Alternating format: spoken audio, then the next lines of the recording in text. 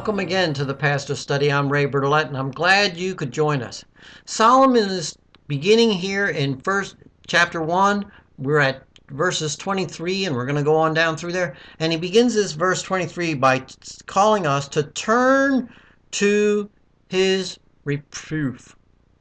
Turn towards getting chastised. That sounds harsh almost. And yet Solomon is saying, turn to that correction. Receive the correction that comes to us. Listen to that truth. He says, don't neglect counsel that's coming to you. All of our parents have traveled on the path very similar to the one that you and I are on today. They've been down that road. And so when they're telling us sometimes the consequences of a decision, sometimes it's because they have made that decision. I can remember some things that my father at least lived out in front of me, knowing that there were consequences because of decisions that he made in his youth that he wanted me desperately to avoid.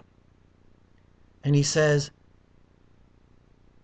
don't neglect the reproof. He says, for those that don't want it, he says, I'm going to laugh when calamity falls. I'm going to laugh when calamity comes like a whirlwind.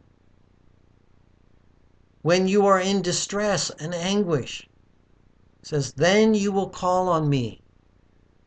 This is really as if the Lord's speaking to him.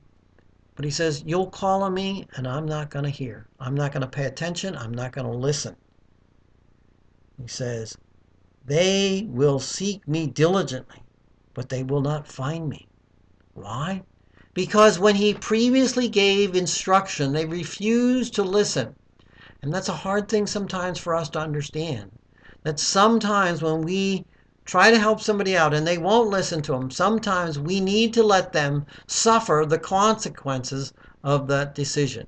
I don't mean we ignore them forever. But sometimes lessons are learned when consequences come upon someone's life. Because in verse 29, Solomon writes, because they hated knowledge and they did not choose to fear the Lord.